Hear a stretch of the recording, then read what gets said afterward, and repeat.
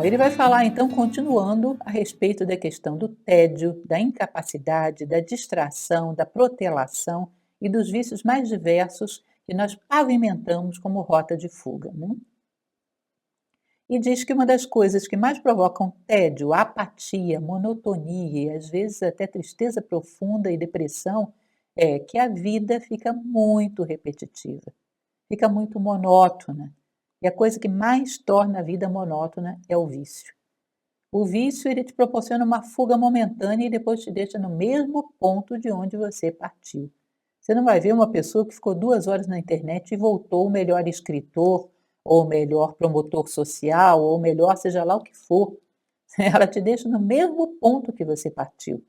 Quando você começa a olhar pela paisagem da janela de um carro e começa a achá-la monótona, pode ter certeza, o carro está parado. E o vício garante que você fique parado. Ninguém cresce através de vícios.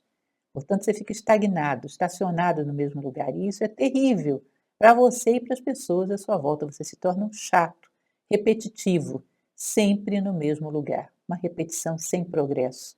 Isso cobra um preço emocional que vocês não fazem ideia. Isso nos destrói por dentro. Parece que tem algo dentro de nós que está querendo nascer, o parto, e como não encontra nenhuma colaboração externa, começa a desesperar lá dentro e provocar uma grande dor, forçando a sua saída. Então, distração e protelação parecem as coisas mais inocentes do mundo. Quando você vê, foi 1 ano, foi 2 anos, foi 10 anos. Olha que para uma pessoa que tem uma média de vida de 78 anos, que é mais ou menos isso a média no Brasil, 1 ano, 2 anos não é pouca coisa, não. É 1,78 daquilo que você tem como probabilidade. Não é nada para ser jogado fora. Então, a distração e a protelação que parecem brincadeiras inocentes são ladrões de vida e você não está vendo. E o tempo está passando e você não saiu do ponto de partida. Provavelmente, ponto de partida e ponto de chegada serão o mesmo. Ou seja, você terá jogado a sua vida fora lá no final. E todos esses agentes da resistência estarão lá rindo de você porque caiu na novela deles, caiu no engodo deles e jogou sua vida fora. Existem viciados em amor, em sexo, em vitimização, em distração, em dinheiro e em problemas. Mesma coisa, já falamos de vários deles, né? Viciado, por exemplo, em dinheiro é a mesma coisa. O dinheiro não é algo que você troca por algo que te é útil, necessário para você prosseguir a vida. Não, o dinheiro tem valor em si, porque ele me dá uma orientação hierárquica. Ou seja, eu me sinto melhor do que fulano porque tenho mais tantos mil dólares do que ele. Ou seja, eu não valho pelo que eu sou, eu valho pelo que está no meu bolso. Eu valho pelo que eu tenho. Se vier alguém roubar tudo que está no meu bolso, eu não sou ninguém. Eu não construí nada em mim que seja realmente meu. Construí só coisas que, com o tempo, necessariamente vou perder. Tá? Então, também é um vício. Nunca estou no momento de estar seguro, de ter uma economia que me garanta para o futuro, para poder começar a realizar algo que realmente seja a minha missão de vida. Não, ainda é pouco. Preciso mais, preciso mais. E a posse do dinheiro tomou o lugar da sua utilidade como elemento de troca.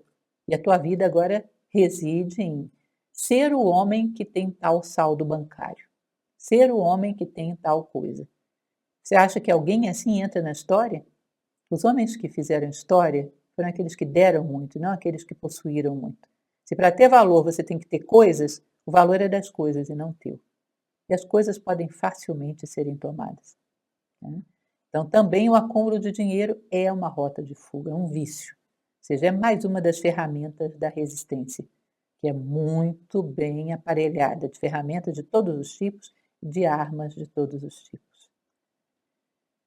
Bom, ele vai falar que a resistência quer nos deixar superficiais e desatentos. E aí ele faz umas perguntas bem incisivas. Vem cá, você olhou o seu WhatsApp na última meia hora?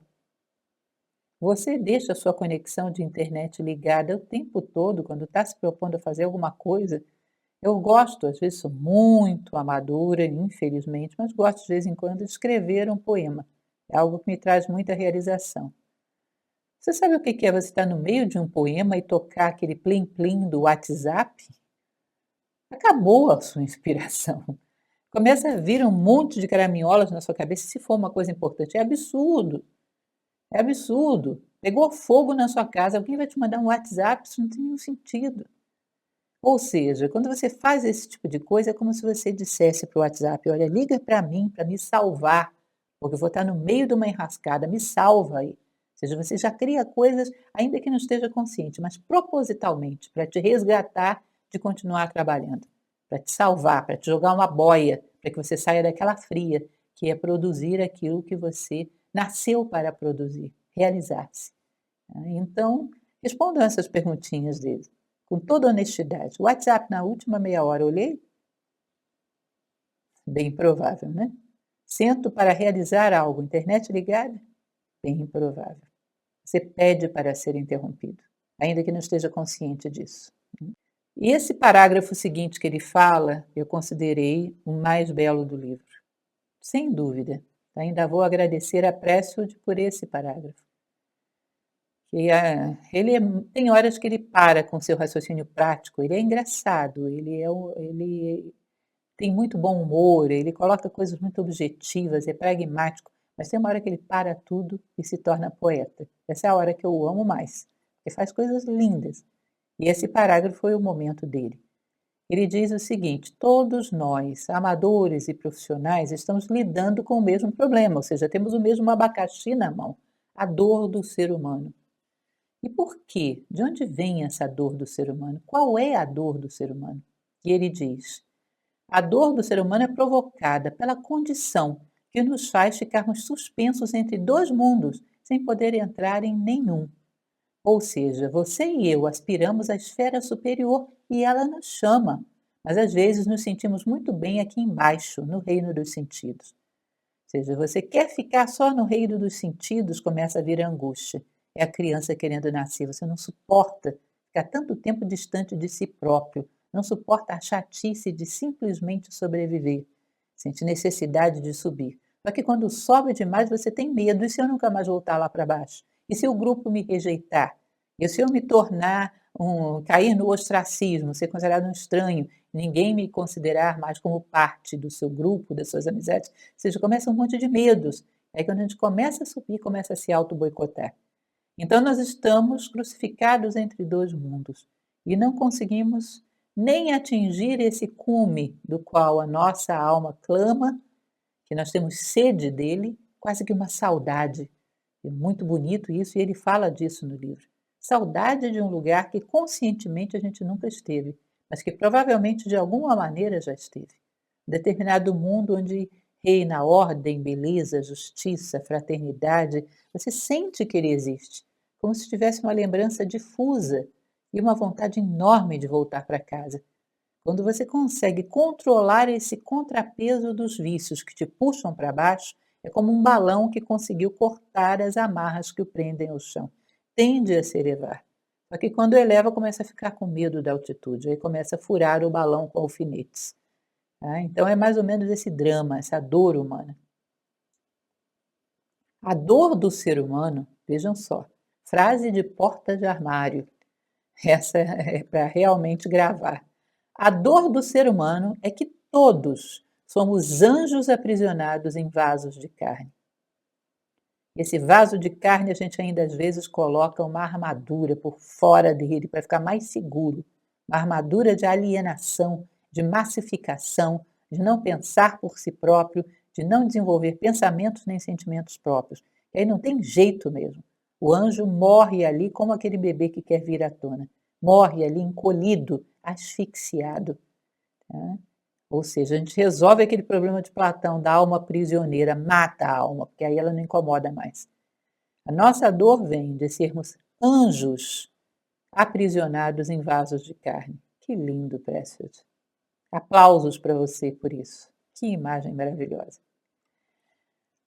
Continuando, o artista sempre tende a ascender à esfera superior. Lembrem que quando ele fala o artista, ele está falando do empreendedor, aquele que quer realizar o seu sonho, seja de que área for.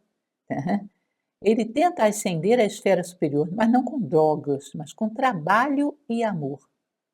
Ou seja, perseverança, constância e colocando o seu coração lá no objetivo. Coragem vem de core. Platão fala que herói, embora essa etimologia hoje não seja aceite, mas ele fala no Crátilo, um diálogo seu, que herói vem de eros, o amor. Então imagine uma pessoa que você ama, que está do outro lado do rio. Você nem nada tão bem, não está querendo enfrentar esse rio, mas essa pessoa do outro lado está em perigo e precisa de você. Olha, a possibilidade de você se atirar nesse rio, sair do outro lado e perder o medo é enorme. Quantas mães já fizeram isso pelos seus filhos? Atirarem-se em situações de alto risco. Por quê? Porque o seu coração está do outro lado. E ela não pode abandonar seu coração, não vive assim.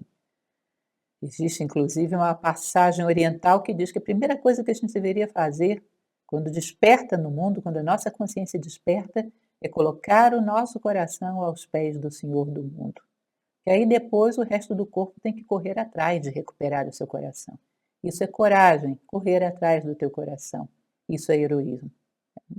Então ele diz que toda alienação, toda fuga é substituída na vida do profissional pelo trabalho, que ele ama, não só o resultado lá na frente, mas ele ama o dia a dia do seu trabalho e o amor. Um amor profundo pela possibilidade que esse trabalho lhe dá de ter uma vida dotada de sentido, uma vida verdadeiramente humana. Portanto, todos os dias eu não fico enfadado nem cansado do meu trabalho. Todos os dias eu agradeço a Ele pela oportunidade que Ele está me dando de dar o meu aporte ao mundo, de não viver em vão. E isso é o profissional. E se no dia seguinte ele morrer, não tiver chegado à conclusão do seu sonho, ainda assim ele morre tranquilo, em paz com céu e terra, porque enquanto lhe foi permitido caminhar, ele caminhou de maneira coerente consigo mesmo. Deu o seu recado até o limite das suas possibilidades. Existe um poema que eu não sei memorizado, mas eu acho muito bonito, que diz que havia um homem que queria escalar uma montanha, aquela montanha era muito alta, nevada, gelada, e ele não tinha muitos recursos para isso, não havia toda a tecnologia de alpinismo que existe hoje, né? Mas ele não desistia, subia, subia, subia, não conseguia chegar ao pico. Até que um dia ele estava tentando subir, bateu uma nevasca e ele ficou preso ali e morreu. Quando encontraram seu corpo, ele teria deixado escrito numa letra muito rabiscada um bilhetinho dizendo: "Meu corpo fica aqui, mas a minha alma continua buscando o ápice dessa montanha". Eu acho muito bonita essa história porque é mais ou menos isso. A nossa vontade, quando bem polarizada no ápice dessa pirâmide, vontade, valores, virtudes, sabedoria, nada, nem a morte, segundo algumas tradições, é capaz de nos deter. Às vezes até nos projeta com mais força, para nós continuarmos caminhando. Aí então, esse artista, esse profissional, ele é altamente motivado pelo seu trabalho e encontra ali a sua via de menor resistência para chegar à realização de si mesmo como ser humano, todos os dias, e não só num objetivo que está lá no futuro. O profissional não está como o amador lá no futuro, fantasiando, lendo lá no passado, fazendo nostalgia de um passado que não existiu, ele inventou. O profissional está no presente.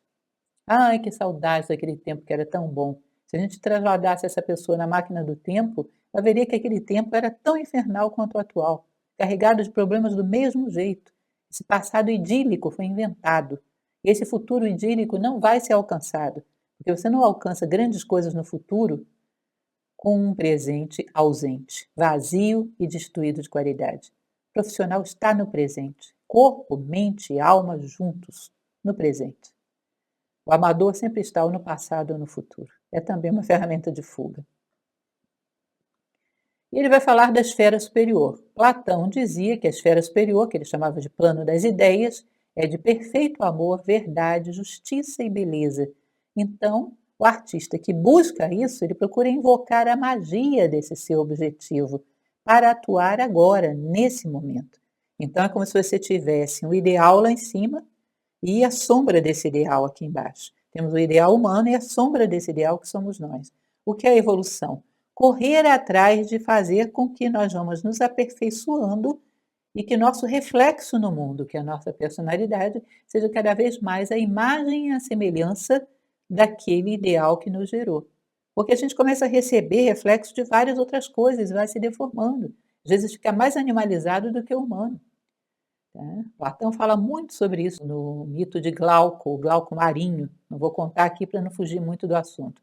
Mas o fato é que o homem, caído nas águas da matéria, começa a pegar outros modelos e começa a se deformar, e perde esse referencial humano. A evolução do homem é procurar corresponder cada vez mais através do seu trabalho, do seu esforço, a esse ideal humano. Em última instância, o que nós viemos fazer aqui foi construir a nós mesmos. E através do nosso exemplo ajudar a construir os demais, como seres humanos. A natureza não precisa de nós para mais nada.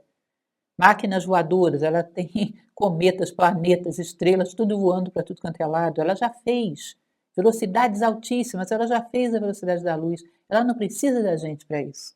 Ela precisa da gente para construirmos a nós mesmos, porque isso tem uma lei do livre-arbítrio que não permite que ela faça por nós. Isso ela precisa de nós, é a única necessidade que ela tem. E se você quer oferecer alguma coisa a Deus, à natureza, seja quem for, ofereça o teu crescimento, porque é a única coisa que ela não pode obter sozinha. O resto não tem nenhuma necessidade. E então, o artista, por que ele é inspirado? Porque como ele olha para esse ideal no plano das ideias, a magia desse ideal vem para ele. Ou seja, ele recebe um pouco, estando nesse mundo, ele recebe um pouco de algo que não é desse mundo. Ele recebe a inspiração de um plano onde as coisas são perfeitas e começa a plasmar essa inspiração na matéria, de tal maneira que quem não vê nada da perfeição pelos próprios olhos, vê pelo olho desse criador, desse empreendedor, desse artista, que foi uma ponte entre céu e terra. Todo criador, todo verdadeiro realizador é uma ponte, através do qual as ideias perfeitas do céu chegam à terra. Ele é como um cano de bambu, como diz o taoísmo, onde entra o sopro do espírito e só sai o sopro do espírito. Se você está cheio de pó, entra o sopro do espírito e sai poeira. Então, essa plasmação no plano concreto das ideias perfeitas do plano das ideias, essa é sempre a inspiração e é de onde vem a qualidade do artista, do verdadeiro criador. Imaginem vocês o seguinte, já dei muito esse exemplo, talvez alguns de vocês já conheçam. Imagine que você não goste do sol e você vive numa casa onde você fecha todas as portas e janelas, veda até as frestinhas, para não entrar sol porque você não gosta. Num determinado momento você percebe que isso é uma loucura, tem aí uma epifania, percebe que isso é uma besteira e resolve fazer as pazes com o sol. O que você faz? Desbloqueia portas e janelas e abre tudo e deixa a luz do sol entrar. Veja bem, a distância que você tinha do sol quando estava com a janela fechada era x. A distância que você tem do sol com a janela aberta é o quê? X, a mesma coisa. Mas só pela decisão de você se colocar em contato com o sol, ele já te ilumina onde você está. E assim é com o artista, com o empreendedor, com o homem que constrói a si próprio. Só o fato dele se colocar em contato com o ideal humano e os seus atributos de justiça, de bondade, de beleza, de harmonia, essas coisas já o modificam onde ele está, por essa disposição de estar em contato. É claro que à medida que ele caminha, vai se aproximar mais, vai ter mais influência, mas só essa decisão já faz com que os ideais humanos se projetem sobre o profissional e eles sejam inspirados. Essa busca acarreta para o profissional paz de espírito, que é o que a gente chama de felicidade humana. É o sono dos justos, é o sentimento do dever cumprido, é aquela satisfação de olhar para nós mesmos no espelho e dizer: rapaz, o combate hoje foi bom, mas eu resisti, eu ultrapassei, eu venci. Agora, o problema que qualquer pessoa me trouxer, eu tenho um mapa, eu posso ajudar, mais do que eu ajudava antes. Eu enfrentei essa dor. Portanto, quem quiser ouvir, eu posso entregar um presente precioso. Ela não vai doer mais em ninguém como doeu em mim. Eu vou deixar esse aporte, essa herança para a humanidade. Isso lembra muito o monomito de Joseph Campbell, né? E já já ele vai falar sobre isso. O amador e os seus medos. Já falamos que o amador tem medo de tudo, do sucesso, do fracasso, da solidão, de medo de parecer idiota, medo de não conseguir o que ele quer, medo da pobreza, mas o maior medo que ele tem é de ser excluído da tribo. Ou seja, de repente não ter nenhuma tribo que o aceita. e ele se tornar um pária. "Ah, eu vou perder meus amigos, meus familiares". Não, não vai perder. Essas pessoas que contavam com você para fazer o happy hour, elas já não vão te convidar para o happy hour, para falar bobagem, beber mais do que devem. Mas, quando essas pessoas tiverem um problema grave e necessitarem de alguém que diga alguma coisa que faça a diferença, elas não vão lembrar dos amigos do happy hour, vão lembrar de você. Seja, escolha pelo que você quer ser lembrado. Cuidado com a carência afetiva. Cuidado com querer ser amado a qualquer preço. E também vou encontrar uma série de outras pessoas que também tiveram a mesma coragem de tomar a sua musa como estrela, né, e continuarem caminhando atrás delas. Ou seja, você não vai ser excluído da tribo, você vai ser excluído de certas atividades da tribo, que seria uma mutilação mantê-las, porque elas são como uma bola de ferro atada ao teu tornozelo. Não tem mais sentido nenhum ficar para trás. Mas você vai se tornar uma pessoa com uma outra função no menu de opções das pessoas. E também vai encontrar outras pessoas que entendem cada vez mais a tua trajetória. Então virão outros amigos, outros contextos, outras paisagens. E você estará cada vez mais capacitado a ajudar quando os seres humanos realmente necessitam de alguma coisa. Que as grandes dores humanas não encontram consolo no coleguinha do happy hour. Encontram consolo naquele que sofreu, deu a batalha para se realizar como um ser humano mais completo, mais perto da sabedoria, mais perto da paz de espírito e da realização humana, ou seja, o profissional. E quando nós tivermos as dores mais pesadas do mundo, vamos rezar e torcer para que existam profissionais que possam nos ajudar. Embora na hora em que eles estavam sendo formados, nós muitas vezes servimos de pedra de tropeço. Mas necessitamos desesperadamente deles. É assim que é. O profissional, isso é uma coisa importante que ele ressalta, ele não deixa de ter medo. Simplesmente ele reage de maneira diferente diante do medo. Ele sabe que onde está o medo, está o novo. E crescer é caminhar para o novo. Portanto, o medo não precisa ser uma placa de pare, mas sim uma placa de avance com prudência, avance com atenção. Tá? E ele vai avançar com atenção, mas ele não vai se deter. Porque se ele se detém diante do medo, toda vez que algo novo surgir na sua vida, ele vai se deter. Isso é sinal de que ele nunca vai ter nenhuma renovação. Vai morrer do mesmo tamanho que nasceu. Vai morrer sem sair do lugar, sem tempo real. Aqueles que assistem às minhas palestras devem conhecer, eu falo muito sobre essa questão do tempo real. Dizem que no mundo grego você tinha uma sequência de deuses, que eram os deuses maiorais, que dominavam o mundo divino, né? Então, primeiro você tem Uranus, que é um mundo de potenciais, depois o caos, né? Depois disso vem Cronos, o tempo, e depois disso vem Zeus, que é o senhor do Olimpo. Olimpo, etimologicamente, limbus vonus, aquilo que emergiu do limbo, é o ponto mais elevado da nossa consciência que todos nós estamos tentando alcançar. É o ápice da pirâmide. Tá? Quando eu pergunto para os meus alunos, a gente está onde? Está em Caos, Uranus, Cronos ou Zeus? A maioria deles dizem, nós estamos em Cronos, estamos no tempo. Deixa eu te contar, se você ainda não sabe. Muito poucos de nós, muito poucos seres humanos pisaram realmente em Cronos. A maioria está lá no caos primordial, ou no Uranus, que é só potencialidade, pó de estrela, mas nada realizado. Imagine que você encontre uma pessoa hoje na rua, que seja uma pessoa tremendamente egoísta e avara. Aí você passa 20 anos sem ver essa pessoa, volta a encontrá-la.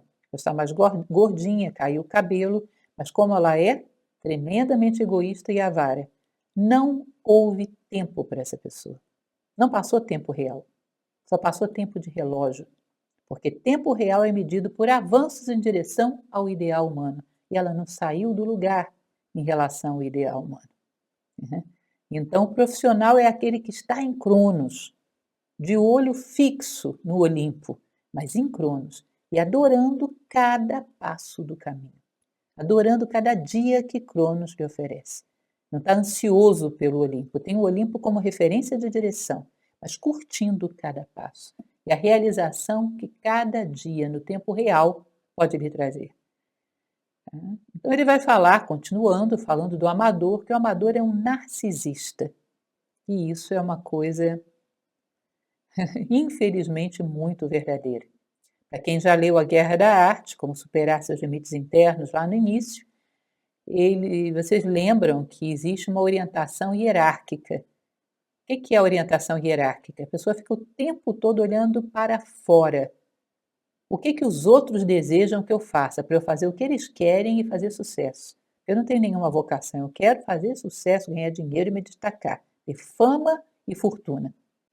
Eu olho para o que as pessoas querem e olho também para cima e para baixo. Para baixo para ver quem vem logo depois de mim e ter cuidado para que ele não me passe uma rasteira.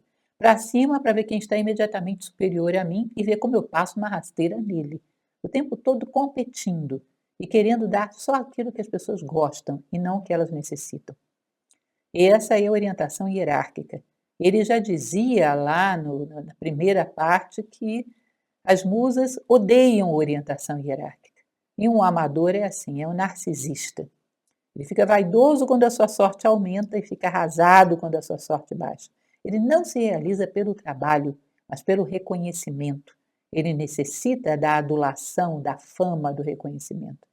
Ele não se motiva por fazer o que ele faz.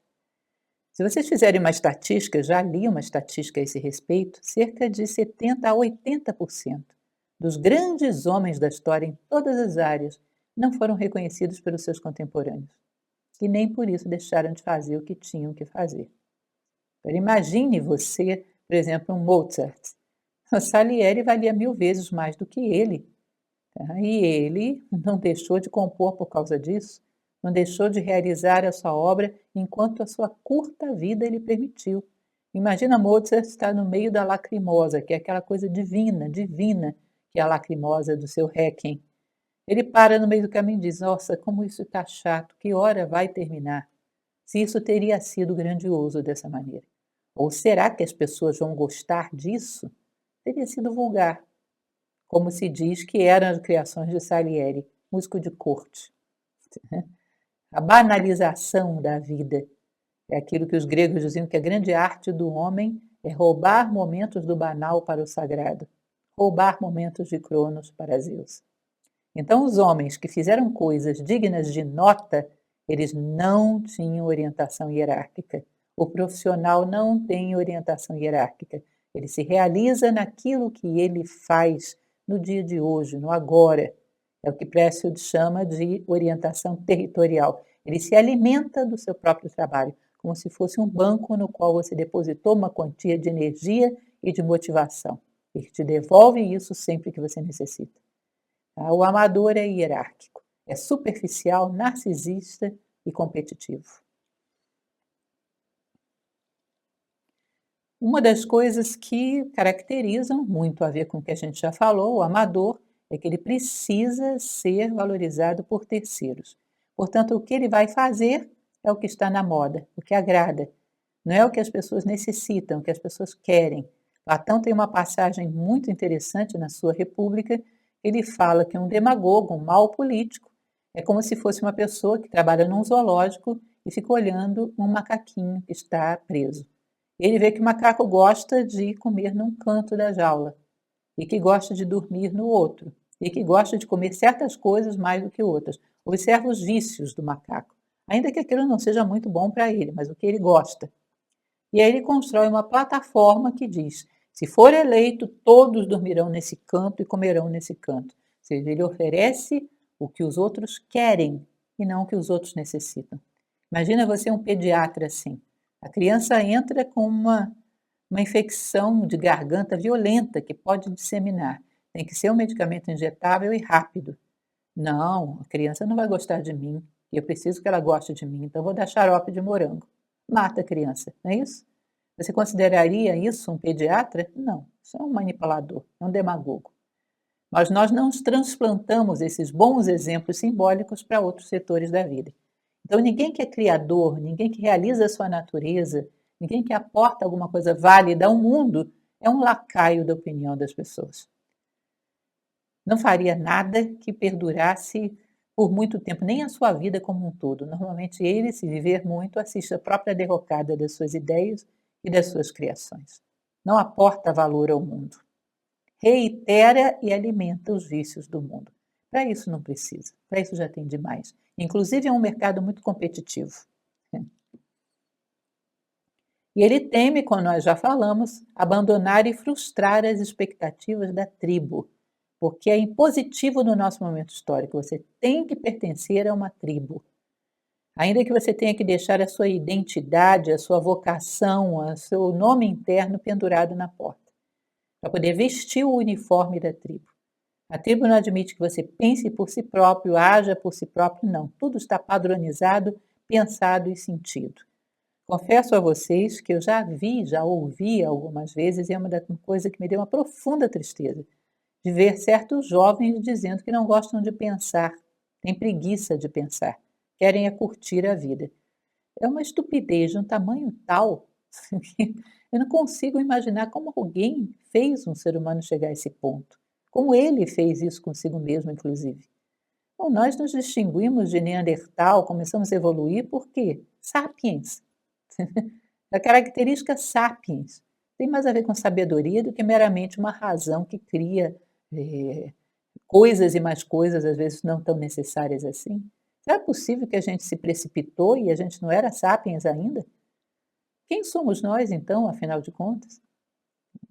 Nós, ao invés de estarmos no volante, dirigindo o nosso veículo na direção que escolhemos, estamos no banco de trás, de olhos vendados, sendo dirigidos. Não sabemos por quem nem para onde.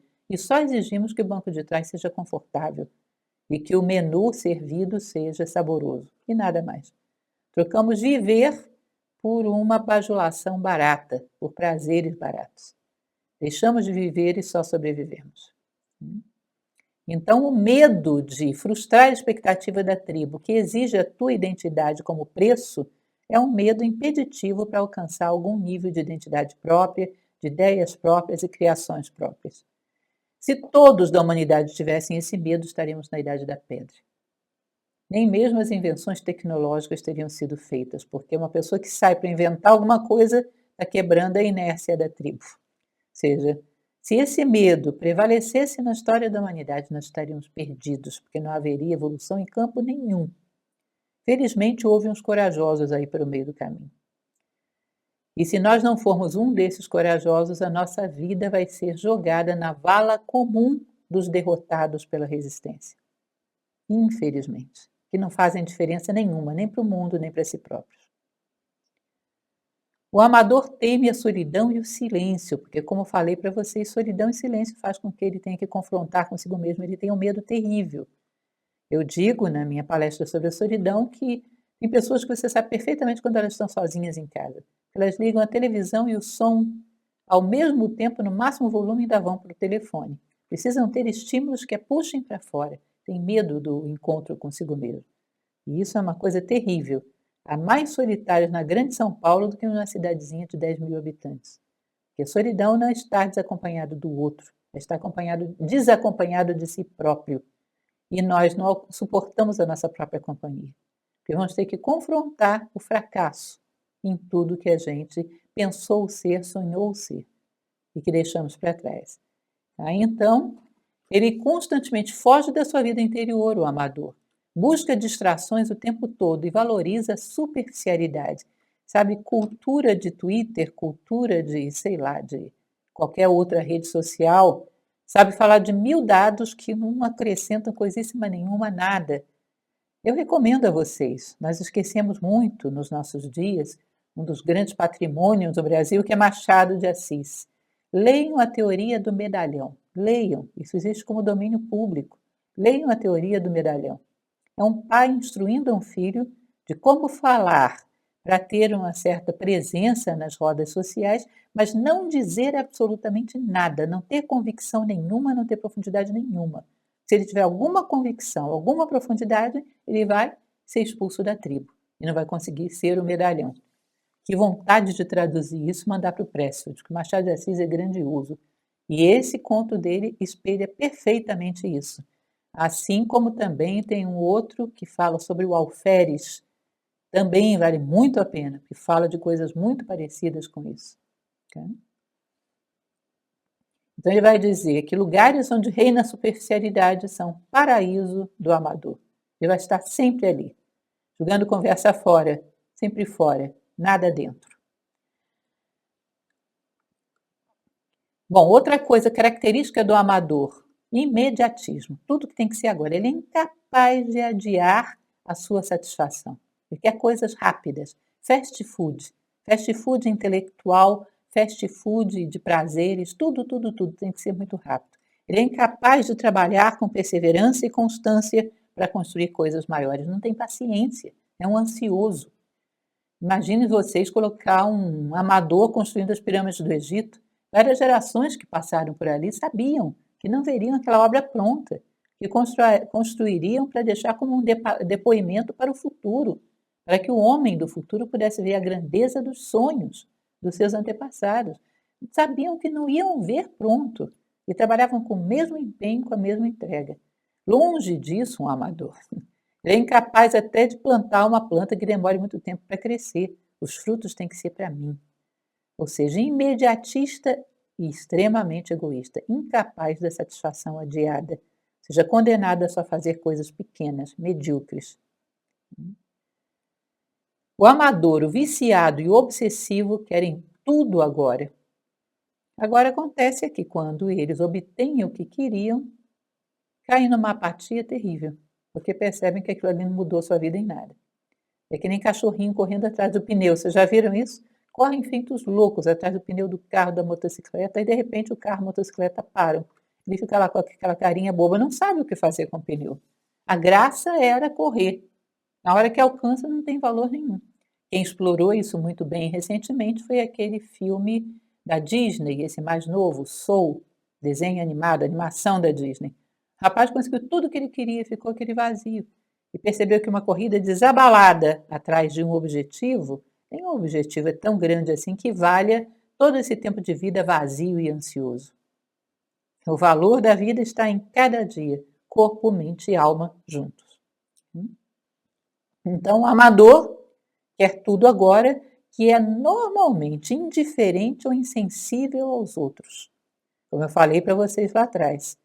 Ele tem tanto medo que o seu medo eclipsa sua compaixão pelos demais, segundo Precious. Ou seja, ele está tão paralisado pelo medo que ele não é capaz de perceber a dor do outro, porque isso pode gerar risco, pode gerar compromisso. Então é um insensível, é um alienado e um egoísta. E uma outra coisa, como ele não tem nenhuma compaixão por si próprio, ele está jogando a sua vida no lixo, está se condenando ao pior sofrimento, que é aquele sofrimento do meu sonho de não deixar o parto acontecer. Se ele não tem compaixão de si próprio, não tem compaixão de ninguém. E a vida é sempre paralelismo. O que você não conquista em relação a si próprio, não vai ter em relação aos demais. Né? Eu vou exercer com os outros que tipo de compaixão? Hipocrisia, uma máscara. Se eu não tenho compaixão por mim mesmo e pelas minhas dores e pelo que eu estou fazendo com a minha vida, serei um indiferente à dor do outro. O amador, geralmente, algumas vezes, nem sempre, mas algumas vezes ele até se dá conta que ele está se afastando da sua natureza superior. Quando ele começa a sentir compaixão por si próprio, ele começa a ter esperança de transformação. Ele começa a ter alguma possibilidade de passar do amador para o profissional. Quando ele começa a sentir pena dos seus sonhos, pena da sua natureza mais profunda que está ali abafada, começa a sentir pena do mundo que pagou, a natureza investiu pesado para fazê-lo sobreviver por décadas, que a vida de um ser humano custa muito à natureza em recursos. Ele não deu nada de volta. Ele foi um ingrato, ele não ajudou a natureza em nada e em determinados momentos até atrapalhou. Quando ele começa a sentir essa compaixão profunda, significa gravidez. Vocês conhecem essa história? Sócrates costumava dizer que sua mãe Fenaretes era uma parteira, era uma excelente parteira. Só tem uma coisa que ela jamais seria capaz de fazer, que é dar à luz a uma mulher que não estivesse grávida. O amador, quando começa a ficar grávido de compaixão, começa a gestar o profissional. Sofre, se descabela, mas é um bom processo. É um processo de casulo da lagarta. É necessário, inclusive. Começou a gestar dentro de si o profissional, que não fica se lamentando pelas dores que provocou ou provoca, começa a trabalhar para mitigá-las, agora, nesse momento, e ama o trabalho que realiza, como o melhor privilégio que ele pode ter. Eu me recordo que há algum tempo, em uma palestra minha, que é o Trabalho segundo Khalil Gibran, que é um poema maravilhoso, uma pessoa no comentário disse que eu estava estimulando as pessoas a serem exploradas, porque trabalho é exploração. Automaticamente eu pensei, pensamento de amador. Trabalho é um fardo, bom mesmo é só a satisfação. Se eu não puder fazer nada, tanto melhor. Pensamento de amador, que está jogando sua vida fora. O amador, ele é muito dependente, ele tem muito medo de agir pela sua própria cabeça, falta autoconfiança. Ele não confia que ele possa ser um agente transformador. E às vezes a sociedade alimenta muito isso. Você chega com ideias próprias. Quem é você para ter ideias próprias? Você estudou para isso? Você é o quê? Você é um filósofo? Você estudou para isso? Qual é a sua formação? Como se o direito de ter ideias não fosse inerente a toda a humanidade. Vai pedir o testamento de Adão, dizendo que ele só permite pensar aqueles que estudaram determinada disciplina. Não existe isso. Todo ser humano tem direito de pensar e tem capacidade de pensar e tem dever de pensar, de ter ideias próprias, de construir a si próprio. Mas como começaram a incutir, conseguiram incutir esse pensamento na cabeça do amador, ele não tem autoconfiança. E sem autoconfiança ele fica sem um chão para impulsionar para o futuro. Ele tenta impulsionar e o chão afunda. Portanto, ele não levanta voo, como a história do passarinho. É uma maneira de aprisionar um passarinho e não deixar ele ter firmeza para impulsionar as patinhas e levantar voo. Então, o amador, por essa falta de autoconfiança, tudo que ele vai fazer, ele tem que ter a permissão de outro. Isso não significa, Précio destaca isso, eu acho muito importante, que você não aprenda do outro, não se inspire no outro, não possa tirar bons exemplos daqueles que fizeram boas coisas. Mas se você, para realizar a sua vocação como ser humano, tem que ir para alguém autorizar, significa que você não está realizando a si próprio, está procurando realizar o outro, porque o outro vai olhar e vai dizer: esse sonho não tem nada a ver comigo.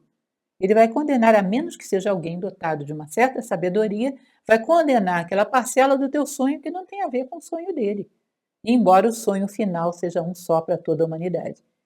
Então, quando ele não é capaz de inspirar-se nos grandes homens, mas ter ideias próprias e abrir o seu caminho, confiar em si próprio, garantir a si próprio, ele nunca vai fazer grande coisa. Vai chegar determinado momento que você não vai poder ouvir ninguém, está sozinho, você consigo mesmo. E a oportunidade de correr, auxiliar, fazer, poupar alguém de alguma coisa, os momentos de oportunidade na vida são muito fugazes. Aliás, se dizia na mitologia grega que a oportunidade é kairos, que é um menininho careca que só tem uma mecha de cabelo na frente, né? Se você não pega ele pela frente, por trás você não pega mais, passou. Então nós vamos perdendo oportunidades porque não dava para consultar os universitários, não é isso? Porque o amador não confia em si próprio, não se garante, nem acredita que ele seja capaz de ter ideias próprias dignas de serem levadas em conta. Não tem um referencial de valores que permita que ele mesmo julgue os seus pensamentos. Eu sou um ser humano que tem como meta de vida ser um ser humano mais completo, um verdadeiro ser humano. Ou seja, daqui para o final dessa vida eu serei mais justo, mais fraterno do que eu sou hoje. Aí eu percebo que se essa minha ideia me leva para lá, porque eu também posso ter ideias loucas e equivocadas. Se essa minha ideia me leva para lá, ok. Se me afasta do meu ideal humanista, não. Se é uma fantasia, é uma loucura. Você mesmo que tem que desenvolver esse discernimento. Não pode esperar que eternamente alguém diga para você qual é a direção. Em muitos momentos, você vai estar só consigo mesmo. E, inclusive, Précio fala sobre isso. Por isso que é bom, de vez em quando, cair no buraco, a vida te derrubar num buraco. Porque lá no buraco você vai estar sozinho, vai ter que tomar decisões por si próprio. Porque senão não sobe. E aí não vai ter como jogar lá em cima uma perguntinha, eu subo ou não subo? Não tem jeito. Vai ter que tentar usar o melhor do seu potencial e crescer e subir. Ele fala uma coisa muito interessante, que uma das coisas que mais revolta ele nos Estados Unidos da América, nas medidas públicas que são tomadas, nas decisões todas que são tomadas, que é como se chegasse, porque é uma fábrica de criar amadores. É como se eles chegassem para as pessoas e dissessem: vou dar o que você quer, em troca de nada. Ou seja, não estimula o protagonismo, não estimula a responsabilidade, a participação, o mérito, não.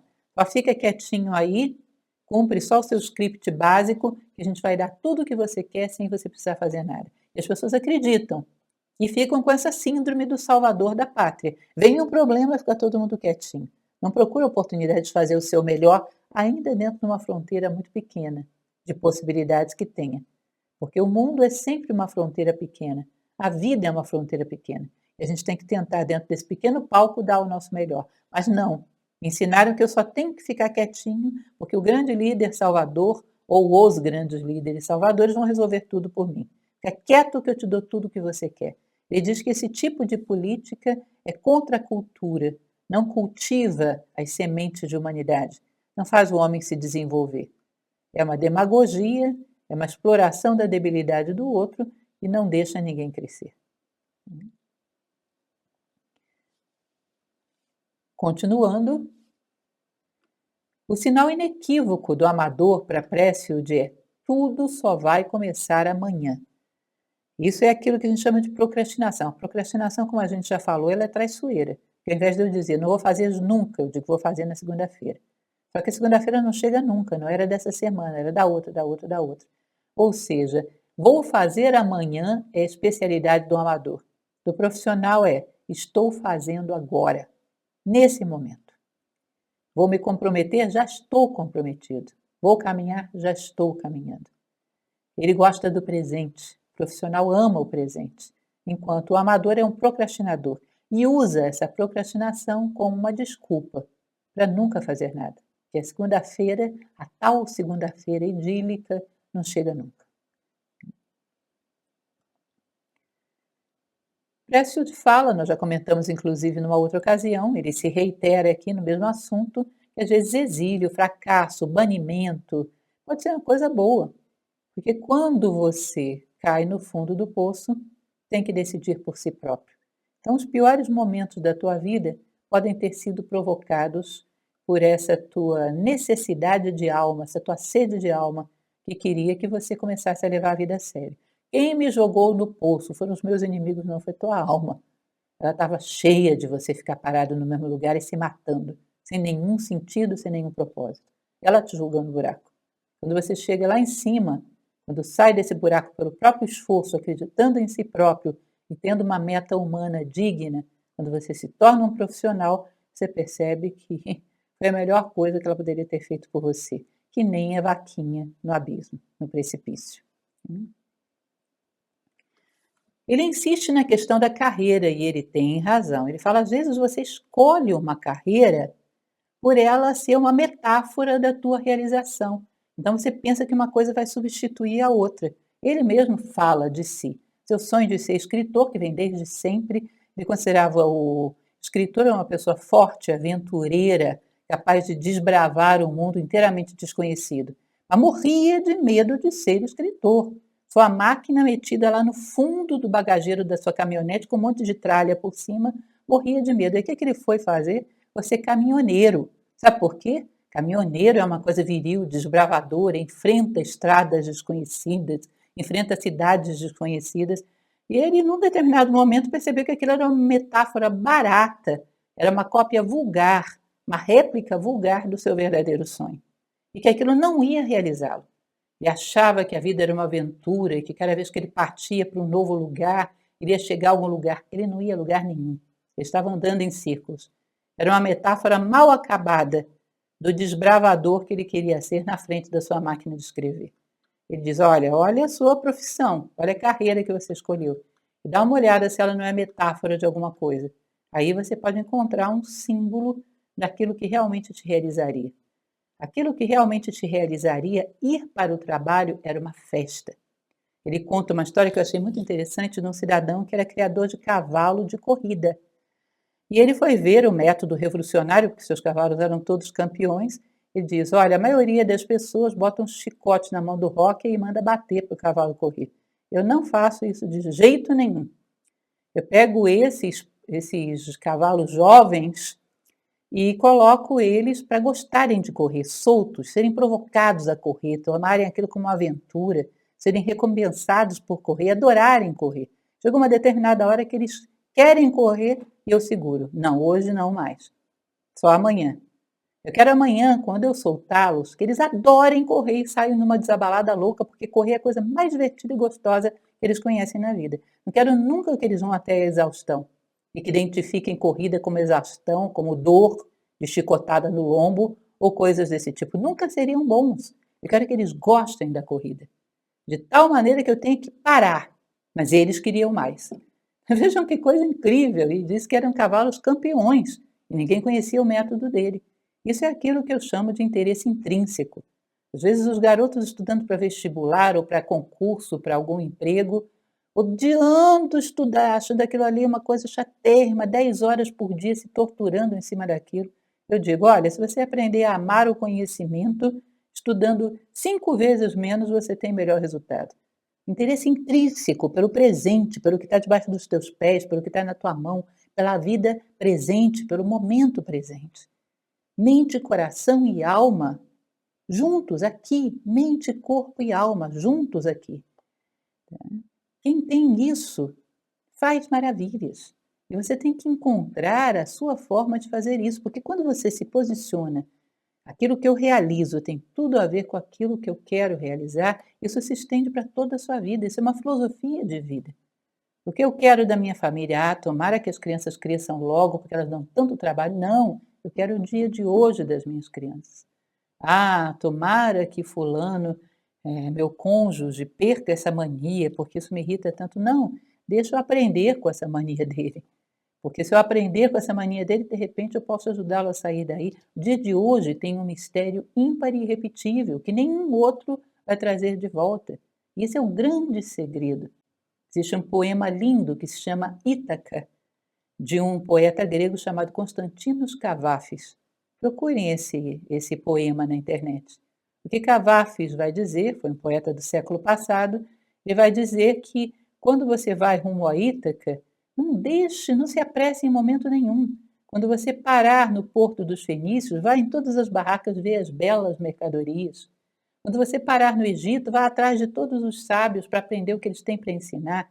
Ou seja, que você chegue a Ítaca já velho e rico por tudo que a viagem te deu. Não exija riquezas de Ítaca, porque ela não te prometeu isso. Ela te prometeu uma bela viagem. Entendem isso? Ah, eu vou chegar a um determinado ponto. Não, o ponto que você vai chegar é esse onde você já está. Imagine que a linha da vida é uma linha infinita, onde todos os pontos têm o mesmo valor. Não existe ponto de chegada. A vida vem lá de trás infinitamente e prossegue depois da condição humana, infinitamente. Todos os pontos são igualmente importantes. Portanto, corpo e mente e alma juntos no momento atual. Tá? E você conquista isso com a maior facilidade, quando você encontra aquele recado que você queria dar ao mundo. E propaga isso para todos os momentos da sua vida. E aprende a viver assim em todos os momentos da sua vida. Vai procurando pistas. Procure sempre estar presente no que você faça, seja o que for. Mas aos poucos já percebendo onde a tua presença geraria mais valor. E pode pegar metáforas como, por exemplo, a carreira falsa que você criou.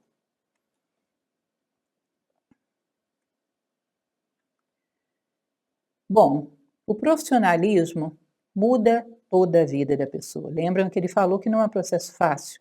Não é você comprar um cursinho, nem é você comprar uma bugiganga, nada. É simplesmente você querer. Mas a manutenção desse querer, que é perseverança e constância, é que é o complicado da história. Porque vai mudar inteiramente a sua vida. Ele vai dizer, olha, muda a hora de você acordar e de dormir, muda o que você faz e o que você não faz, muda as atividades que pratica e a sua atitude em relação a elas, muda o que você tem, o que você come e a forma do seu corpo. Muda tudo, porque tudo vai estar encaixado dentro de um propósito. Eu tenho um recado a dar ao mundo, portanto, eu tenho que ter a energia necessária para chegar lá. A disciplina, a forma, toda a sua vida gravita em torno desse seu objetivo de vida. Portanto, toda a sua vida tem que ser adequada dentro de um determinado sistema de disciplina que favorece a realização da sua missão. Ah, isso é terrível. Não, isso não é terrível. Você aprende a gostar. Segundo Platão, formação de caráter é pegarmos os nossos impulsos de gostar de certas coisas e rejeitar outras, e aprender a gostar daquilo que nos faz crescer e rejeitar aquilo que nos animaliza. Formação de caráter nada mais é do que depuração do gosto, de tal maneira que eu caminho para aquilo que me faz crescer, porque eu quero e porque eu gosto. Ou seja, ser um profissional exige uma depuração de caráter progressiva. Lembre que seu corpo, com seus instintos e seus apetites, se ele governa a si próprio, ele vai ser muito menos sadio e muito menos resistente do que se o seu corpo é guiado por uma consciência desperta e com um certo grau de sabedoria. Ela não sacrifica, ela o alimenta da melhor maneira, ela dá a ele o descanso necessário. A consciência humana desperta cuida muito melhor do corpo do que os caprichos do corpo. Não tenha dúvidas disso, não caia nessa. Então, toda a vida começa a seguir o ritmo da lei da necessidade. Aquelas coisas que pareciam impossíveis em si. Ah, eu vou ter que fazer um regime, começa na segunda-feira, né? Vou ter que deixar de comer tal coisa, que escravidão. Não, não é mais uma escravidão. Olha o que eu vou realizar se eu tiver vitalidade física para isso. E todas essas necessidades vão sendo arrastadas pelo magnetismo desse sonho do profissional. Tem uma frase de Saint-Exupéry, aquele do Pequeno Príncipe, que ele diz mais ou menos isso. Se queres construir um barco, não comeces por recolher madeira, cortar tábuas ou dividir o trabalho. Comeces por evocar em homens e mulheres o amor pelo mar amplo e profundo.